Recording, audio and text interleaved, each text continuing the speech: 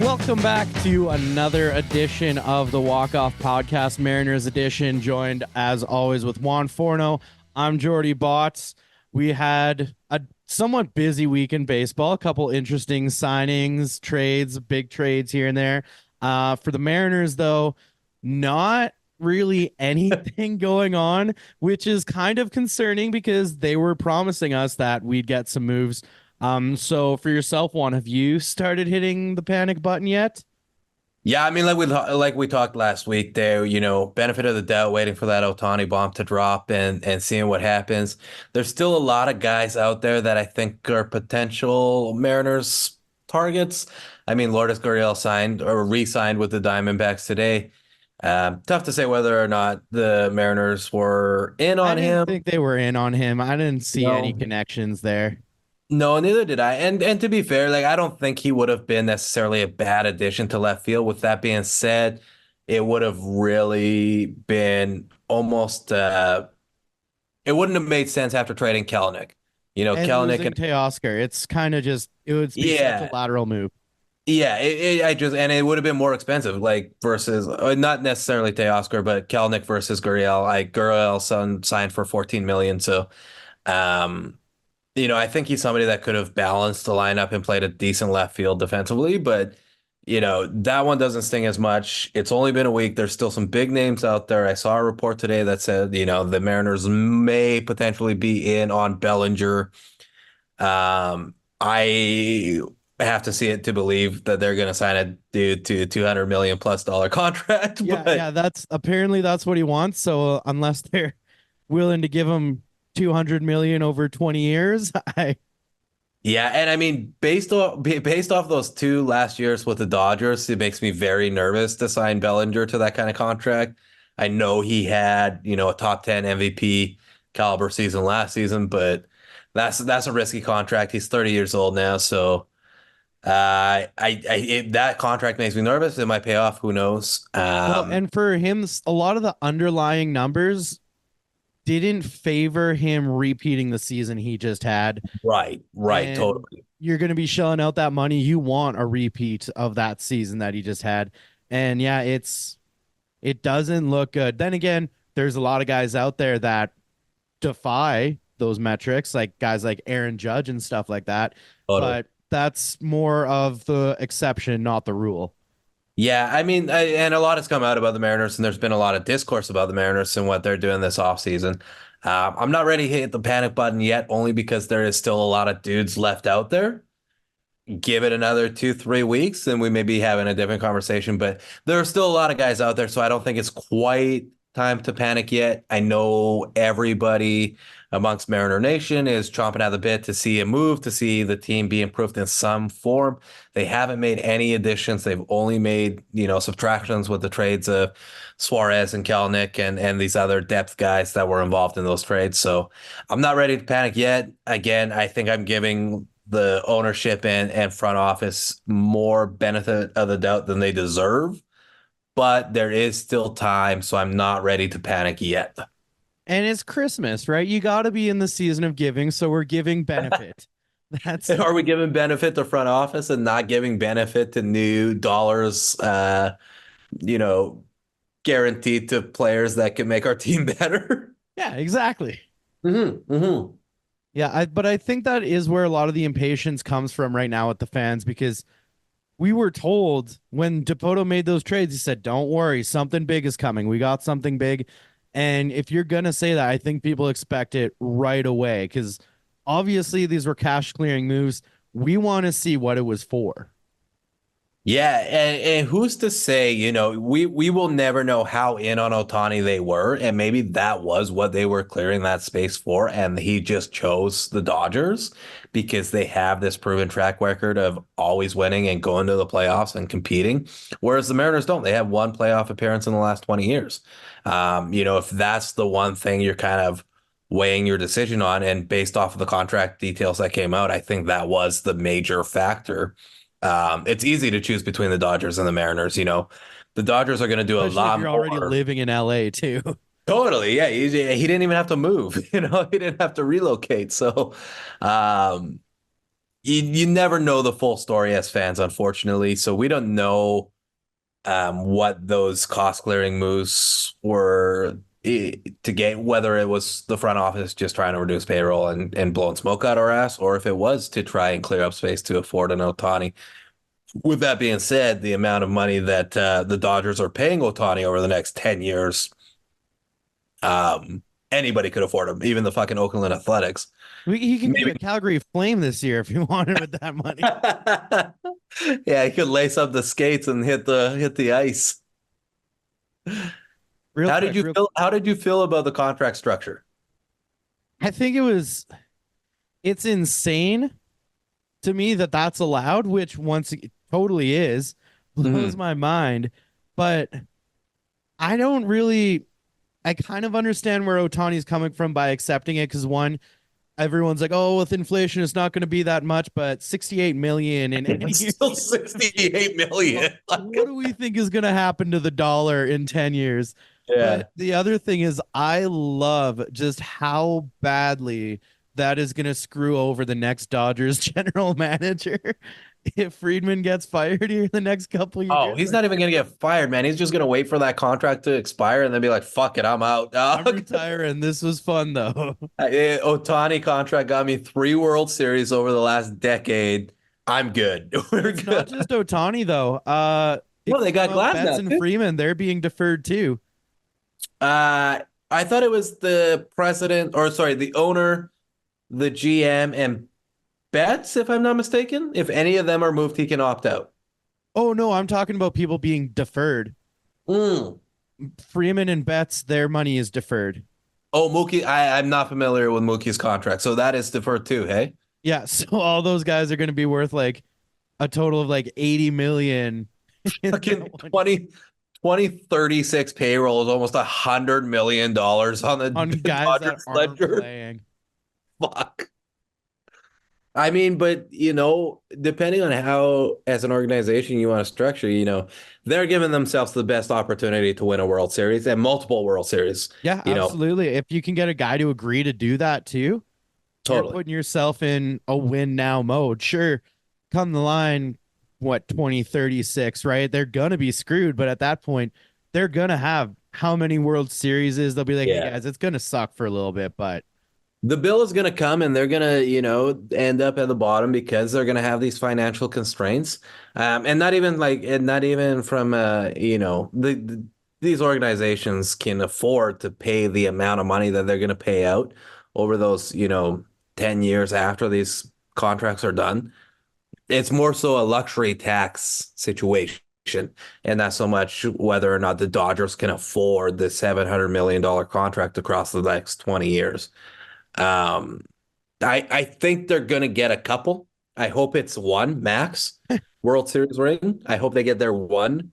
And like 6 years from now, where Ohtani's not doing a whole lot to contribute, like he's that Miguel Cabrera this last 2 years, or he's that like legacy player that they just keep around because he's loved and he's chasing a couple records, but not necessarily contributing to the level they want him to contribute to win games. Or even like Derek Jeter in his last season. He didn't play in the playoffs his last season, right? Like that kind of level of, but we'll see what happens. They're giving themselves the best chance to win, that's for sure. and boy, howdy, am I jealous of that. Yeah. To What be I a wonder what it hundred, feels like. dude, it's crazy to be $100 million behind in payroll and trying to compete. And Seattle's not even like a small market or small budget team. No, You 10th think highest attendance in the league, most yeah, profitable team in the league. It yeah, and and going across the board, right? Because obviously with what's happening with all these cable networks, because the explanation is the subscription for the Mariners to watch them, that subscription is going to cost more. And so double. I guess the mentality is to make the team less watchable, which okay, sure, try that. But then you look at Arizona, they're straight up losing their cable contracts. So they're losing a ton of money. It's not Yeah. potentially, it's straight up disappearing. They're going out not only signing players, but making tickets cheaper. It's it's not a good look for Mariners ownership. Yeah, I mean, like Arizona did that season long program where it was like $300 for the 82 games or 81 games or whatever it is. Like, that's crazy. That's on a whole nother level. And maybe you can do that and afford to do that when you go to the World Series. I mean, that definitely helps. But, you're right about the TV contracts and it's baseball as a whole and not just the Mariners are in a weird place when it comes to, television rights and blackouts and, all that stuff, especially in Canada too. You see it in Canada, like if you're in Canada, the Blue Jays are blacked out, and you have to subscribe to Yeah, you Sportsnet to need get to the be a Blue Jays. Sportsnet. Like you just have to. There's no way around that, and it's a real problem for baseball to not be able to access your local team on TV. I get it. You want people to go out to the game, and you want people to subscribe to the local network that's airing and has the rights to these games, but it's bad for baseball. At the end of the day, it's bad for baseball, and it's financial motivation. Um, and I get it, it's a business, but if your fans can't watch your team, you're gonna lose those fans at the end of the day. Yeah, yeah. Well, and right now, a lot of teams are losing their fans because Mariners aren't the only team. Like this isn't a new thing. Cash No. cap crunching, all of this stuff. But yeah, you're seeing people dropping out right now, and they're even getting called out by analysts. Like Jeff Passan is subtweeting the Mariners like no one's business lately. He is. And this is a guy who last year called us spoiled when we were complaining about the deadline deals. So, Yeah. It's a weird thing, and I think there is, for the longest time, a lot of the value that these teams had, like they're as a business, a lot of it was the TV deals that, oh, took them absolutely. That's where from all the money comes from. yeah, it was a 1 billion team to a 4 billion team based off their TV rights. And now we're just in a society outside of sports where nobody has cable. There's so many streaming services and there's so much content available to us commercial free where people like I don't know a single fucking person that has cable in their home. Yeah, if you want to watch cable, you go to the bar. Yeah. Yeah, totally. Totally. Which, It's insane. speaking of the blackouts, the World Series, I couldn't watch it on MLB.TV. That's insane. If you I was if you subscribed subscribe to to the it. package. There's one game going on and they won't let me watch it. What is the point of having your service? Yeah. When like the most important time of the year, Yeah. you can't because you get I think it's Fox, right? If I'm not mistaken, Fox owns the World Series. Yeah, but they were rebroadcasting on Sportsnet. Oh, okay, yeah, because So Canada, right? Yeah, of course. yeah, so Uh, since it was on Sportsnet, they're like, no, you can't watch it. I'm like, well, what am I paying this man, monthly service for? You have one option for me and I can't watch it. yeah, yeah, and at least like with MLB TV, you can watch Mariners games where you are. I can't. Yeah. Mariners games are blacked out for me, man. And even like being in Oregon now, it's blacked out. I'm too close to Seattle. I'm still within the region, and I Yeah. have to That's go and get Portland's team. another service to just watch Mariners. I have to pay an extra annual subscription strictly for Mariners games. And it's not cheap. Like these things are not cheap, man. So baseball's got to figure this shit out, man. MLB, Rob Manfred, they gotta end these blackouts, dude, because Yeah, it's it's a big problem. painful. Big problem. And now they're talking to like, well, the Mariners purchased Root. Root is like the local Yeah, network they that have full airs. ownership now. Yeah, they went from 70% to 100%, so they have a lot more control. But even then, I mean, the Portland Trailblazers and all these other PNW teams and like Gonzaga for college basketball, like they all go through Root. So you can't base your decisions solely on the Mariners. And that also makes things difficult too. So there's a lot of talk of, giving MLB the rights and then it's on MLB TV. If I'm not mistaken, that's actually what the Diamondbacks did. I think that was the team that gave TV rights to MLB or sold the TV rights, sorry, to MLB so that they won't experience those blackouts. I'm not fully versed. I didn't do any research on this. So if there's somebody watching in the comments and you're calling me a fucking idiot, you're probably right. Please understand that I'm I'm not sure they can 100% find sure. other reasons to say that. Oh, plenty of reasons. That's not the only one. That's for sure. Like based on the Christmas sweater, is that Creed? No, it's my younger brother, Brody. I have my younger brother, Brody, on my Christmas I sweater. just saw I just saw like three like foreheads, and I'm like, that could be Creed. No, that's baby Forno. That's my youngest brother. He's 20. So does everyone have him on a Christmas sweater? Do you all have Christmas sweaters of each other? No, no. Last year I just showed up to Christmas wearing this, and everybody was like, "What the fuck is wrong with you, dude?" You just do a Then new even family Brody, member Brody's like, every "I'm year. so uncomfortable." Just every year do a new family member. Yeah, there's enough of us foreigners. I could probably get a whole decade's worth. And then just like have one family member that when they think it's their time, they're like, all right, this is my year. There's no one left. Just show up in a normal outfit. Just Yeah, just recycle.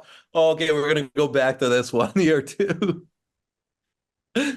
Yeah, just bottom line though, man, they got to solve this blackout issue for sure. oh, absolutely. All right. MLB trades and free agency. Rumors. Hmm. People that are linked to the Mariners right now. We talked about this before. Randy or Rosarena. Um, I think based on what the Dodgers gave up to get Glasnow from the Rays, I think we can do it, and it's not going to be too devastating to get a Rosarena right now.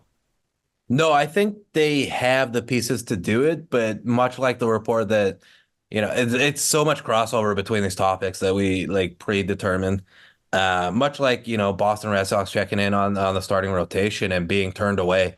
I mean, we don't know what the offer was or what the conversation was behind that, but Mariners have made it very clear they do not want a deal from their major league ready rotation. They just don't want to do it. Well, I'm not saying they're wrong.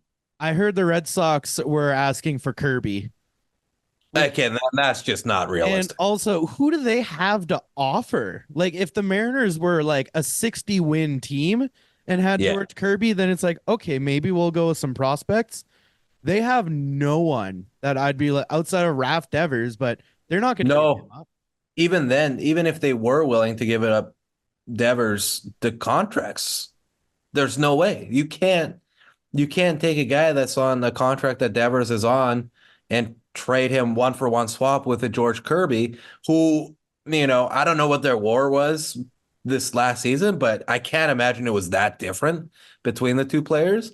But the contract sure as fuck are.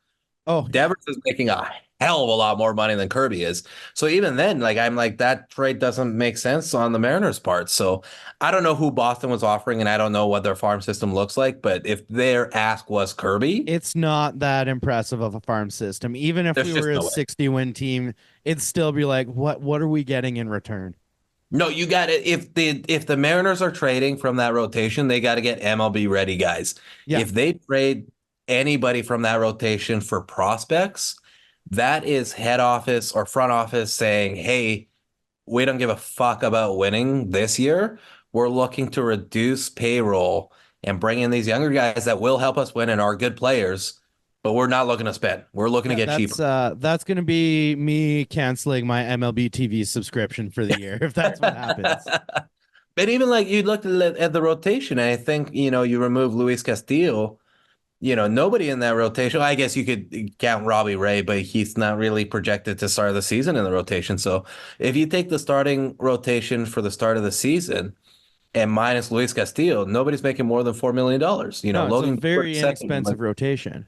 very inexpensive and one of the best in baseball. I think there is not a single organization in the MLB that wouldn't trade their rotation for what the Mariners have right now. So I'm not necessarily against the Mariners not trading from the rotation. I think Kirby is as close of a player that could be in terms of like untouchable.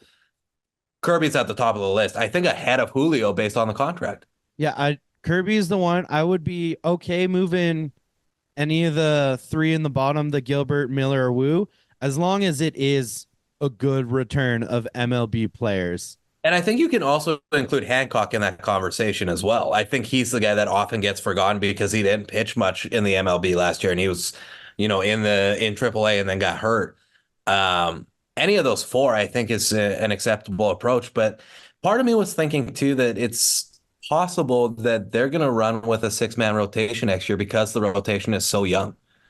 Oh yeah, they keep them on an innings limit, and especially too, we saw the bullpen kind of wear down at the end of the season. So I feel like with a 6-man rotation, you kind of plan for these guys to go deeper into the ball games so So you have that these dudes.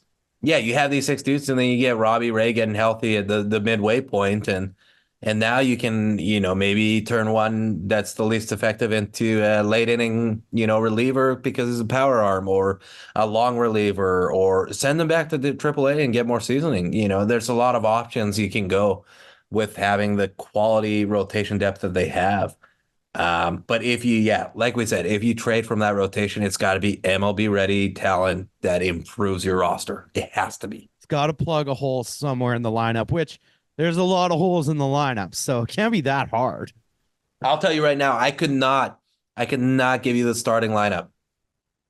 If we started the season tomorrow, I could not tell you what that starting lineup looks Because like. there's about four role players. There's a bunch of guys who can just play several positions, and it's like, all right, who just it's like little leagues like, hey, who wants to play third base today? And like Dylan Yeah. Moore's like, yeah, me, let me do it. What do you think about it? We got as far as like, I think at the beginning of the offseason, we said we could probably upgrade at first base. Doesn't look like that's going to be the case because there's already too many holes to fill. So you got first base, you got center field, you got shortstop, and you got catcher. Everything else needs to be filled to this point, in Including my DH. opinion, including in DH, including in DH. And you can rotate these guys and, give a day off to Julio or use Cal as DH because he's a catcher. That makes sense to me.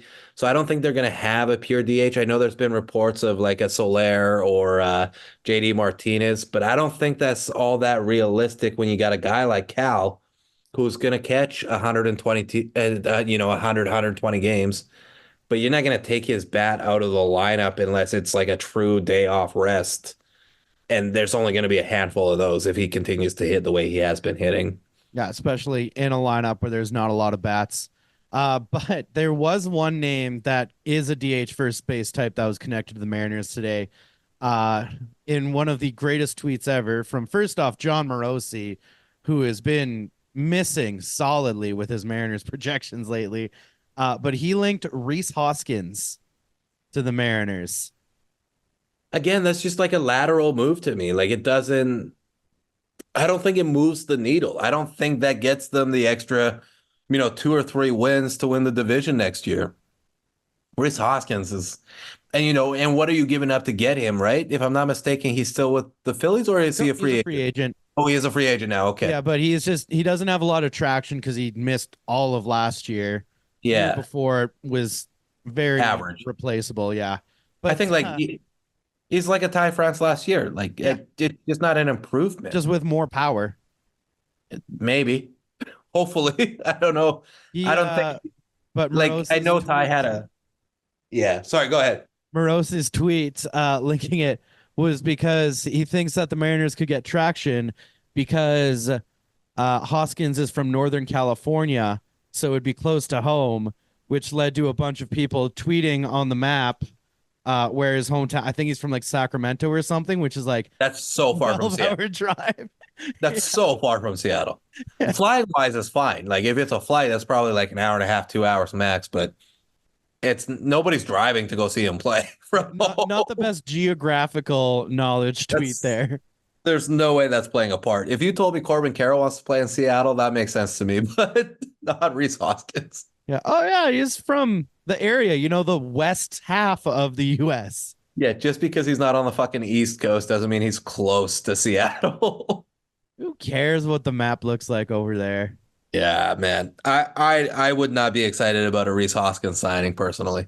It would be a very hard meh Yeah. for me. And I mean, who's to say he won't come back and tear the cover off the ball? I mean, he boy can hit a little bit, but you know, you'd have to prove it. It'd be a prove it contract. Although And it would be nice to just see some life out of this team right now for this some offseason. they gotta do something, man. Fuck. I have been on my phone just constantly checking all of the MLB reporters and analysts, just refreshing, waiting for some signs of life. And it's not happening. It's like checking your mailbox every day for like a letter from Santa Claus. It's every day, man. Every day somebody's falling off the grid. And a lot of times it's people that, they're like, okay, well, we were never going to be in on him. Like a guy like Tyler Glass now getting traded to the Dodgers, we were probably never going to be in on him No, because we where were don't we need going to him. deal from, rotation for rotation? It didn't make sense. But every day it feels like some other team is getting better. Some other team is improving. Luckily, Astros and Rangers have been relatively quiet. I mean, the Rangers don't have to do a whole lot because they just won the World Series and they're not really losing the dudes that they're going to rely on to win next season. But fuck, we got to do something.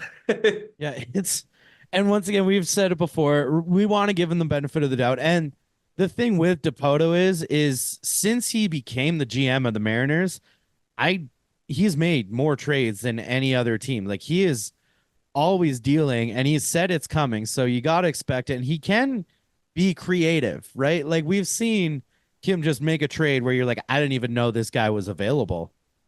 And there's always a couple dudes like that. Everybody gets reported, we're looking at this guy, we're looking at that guy. And there's always a couple that, sneak in and you're like, oh shit, we didn't even know that this guy was available. I'm thrilled we got him. So there's going to be guys out there that get moved that, weren't expected. And, the winter meetings just wrapped up not that long ago. So discussions were had and you don't know everything. So there's still time. There's still time. We're panicking for sure. We're for sure panicking. Yeah, we still need to see something. We're like, hey, we're trusting you, but you gotta do something here.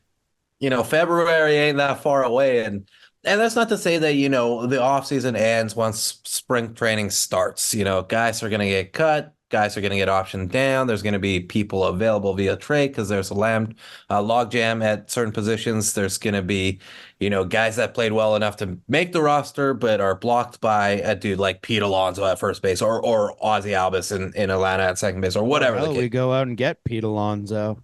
Or fucking we go get a Pete Alonso. You put Pete Alonso after Julio Rodriguez and you just protected your best bat in the lineup because Pete Alonso comes to the dish and that's a two-run opportunity every time he steps up to the plate. So, it sounds like the Mets want to win though, so I have a hard time believing they're going to move Alonso. And maybe the Mariners are freeing up cash to, project next year. Maybe they're like, okay, maybe this isn't our offseason, but 2025. And that's going to piss fans off for sure, but that gives a year of maturity to the rotation. Every single one of those guys can still be back in the rotation in 2025. And a guy like Pete Alonso does not seem like he's going to resign or extend in New York with the Mets. And maybe they're looking ahead. Maybe. I don't Yeah, but know. the problem with doing that though is then you get a year closer to having to re-sign guys like Cal Raleigh and George Kirby. Like you really need to trust that you're going to re-sign them, or else hope you get more money. Because if I mean, you yes and no. These guys haven't even hit arbitration yet, right? So if you want to open a 3-year window is actually a pretty long window for a lot of these teams, especially the Mariners. A 3-year window is fucking. I'll take a 3-year window where we're World Series probability is, 12% at the start of the season. I would like longevity and I'd like this rotation to be around a long time and succeed. But, if they're operating on a 3-year window, I think there's more than enough time to look forward to 2025 and think that that's the year that you're going to, be ready to be in an honest conversation to compete with teams like the Yankees and the Dodgers and these guys that are spending the amount of money that they are. And the Rangers, too. The Rangers are spending like crazy. So. Yeah, but do you think you kind of operate like that? Say, hey guys, we're gonna take a year easy. Guys like Raleigh, he's not gonna want to do that. Like he already spoke out against what management did by being stagnant. He's not gonna be easy to convince to be able to do that. No, and I completely agree. It's kicking the can down the road, and the ownership and front office has not built enough trust to warrant that kind of move. Everybody would be furious with it. But guys like Kirby and Cal don't have a whole lot of say. At the end of the day, they're under contract and they got to show up and play whether they like it or not. And you're probably not going to get the best out of them going that route, but it is a possibility that they're looking ahead to the free agent market next offseason and saying, okay, this is where when we look at roster construction over the next 5 years, this is the offseason for us to go and try and get a bat and get a dude like Pete Alonso and hope for the best and, see what happens. I'm dragging this out. Oh, there you go. Now you can respond. Don't worry. I always know when it goes off. It gives me a little I nudge. always drag on when you lose your screen. No, I always know. Okay, so I saw a statistic today. Since Jerry Dipoto became general manager, he's never signed a free agent hitter to a multi-year deal, and he's never signed one over $7 million. Do you think this is the offseason where that changes? I'm looking at the bats still available, and I don't think so. Personally, I just don't. I don't see them signing a true DH. I really don't. Um, I almost unless you're getting a guy like, a David Ortiz in his prime, then that's your DH. That's Well, fine. and the thing is too is the only two true DHs out there, I'd say, and like it's 1.5 because JD Martinez and maybe Justin Turner, but he can still play the field. You just don't want him to. Neither Ye- of those guys you would give a multi-year contract to. No, and I think like Soler is maybe another name that you could say DH only there, in my I opinion. guess, yeah. I would say JD and Soler over Justin Turner personally, because I think Turner can provide, replacement. I wouldn't say above replacement value at third base at this point, only because of his age. That's not a knock on Turner. He's had a great career. And, I would love to have that Hall of Fame conversation about him. I know he was a late bloomer, but he's done a lot for a long time. So, you know, I just don't see, based off the roster they have now, going a pure DH route. And I don't think any of those guys at the point in their careers that they're in are worth making that sacrifice to the rest of the roster in terms of rest and stuff. Like JD Martinez in his prime for sure when he was with Boston, I would have no arguments. But now at this age, like I know he had a good season last year, but he's getting up there. He's almost He's a 40. Nelson Cruz type. He's just gonna get 1 year contracts until it gets Totally. to a point where it's like, all right, not anymore. I'm gonna call it. And even then, JD strikes me as a dude that's going to go play in Dubai or in the Dominican or something after his time in the MLB is done. Hitting bombs off Bartolo. I'll watch it. Dude is going to hit 500-foot shots in these leagues for sure, dude, for sure. We should turn this podcast once we get like deep into the off season. We might have to turn this podcast into talking about the Dubai League. We may have, if the Mariners don't start doing shit. I mean, today alone, we were like, man, we got to come up with something to talk about. Hey, how's Robinson Cano doing? We can bring him back. I'll, Yeah, what's that guy up to right I'll wear now? my Cano jersey. He's getting coached by Felix. Oh my God, man. Let's bring Felix back. He might still have some left in that arm. I don't know, man. I saw him in spring training with It's rough. the Orioles. It Yeah, it's was bad. they definitely overworked the guy when he was in Seattle. Oh yeah. They got everything out of him. And he gave them everything he had. For sure. For sure, man. Yeah, I don't know. I don't think going DH only and especially like guy like JD or Soler, that's probably 18 mil a year. Oh, yeah, yeah. Soler, you could argue might get a multi-year contract.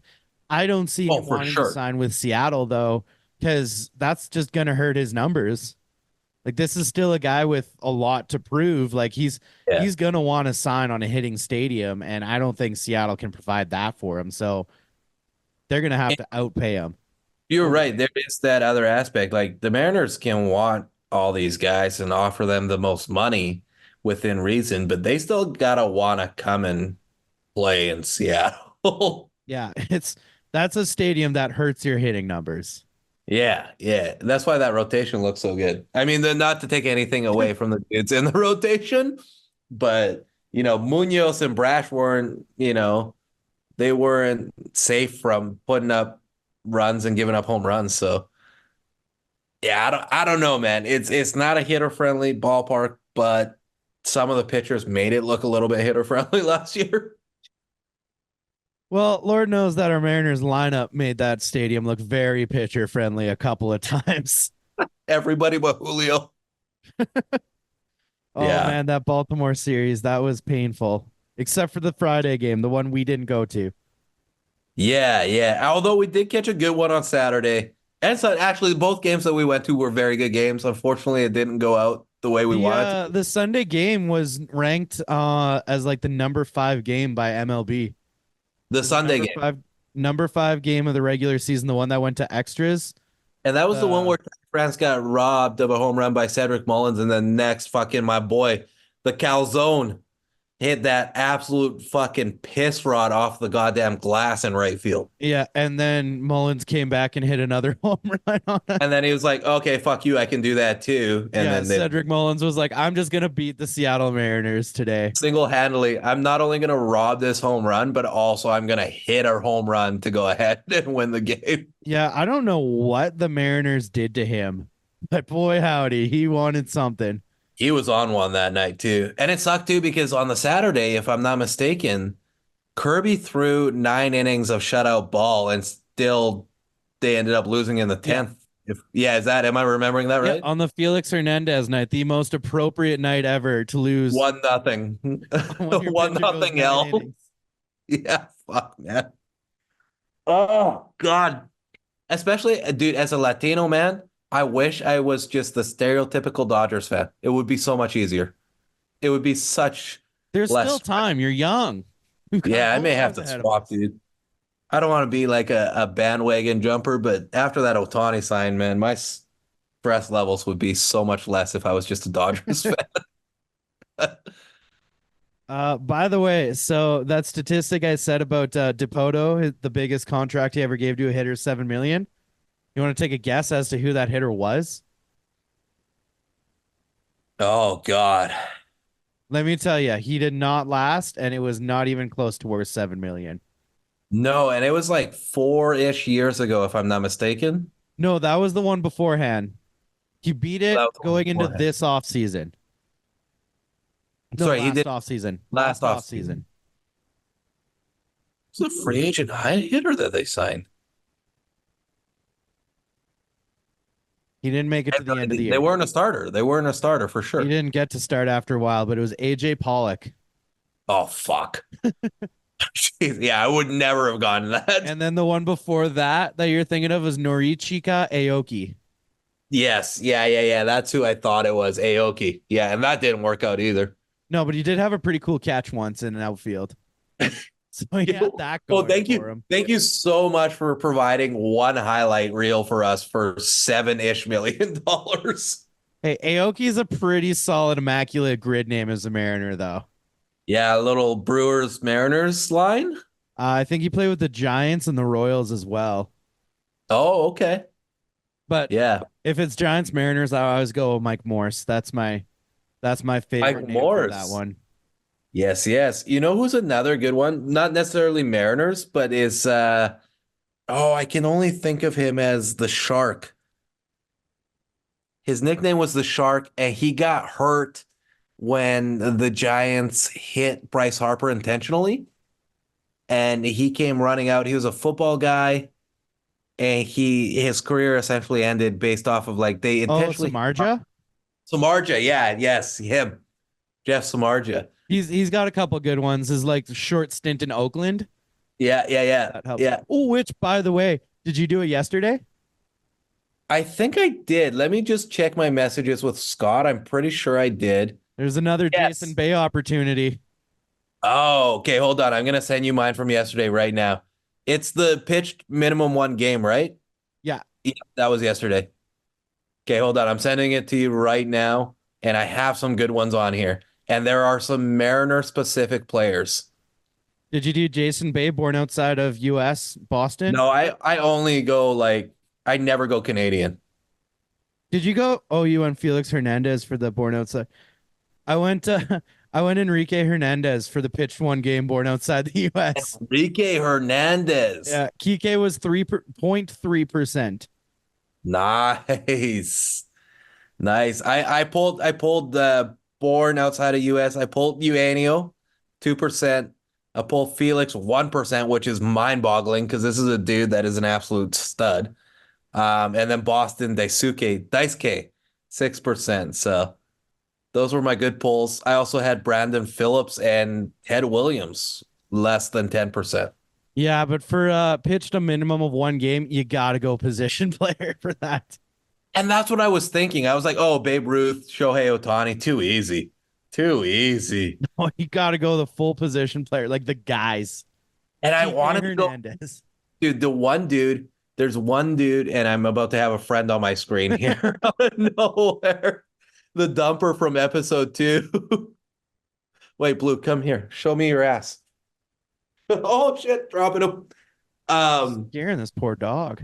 Yeah, for sure. I wanted to go Brett Phillips, but there's no way Brett Phillips has ever hit 30 bombs in a season. Is Brett Phillips born outside of the U.S.?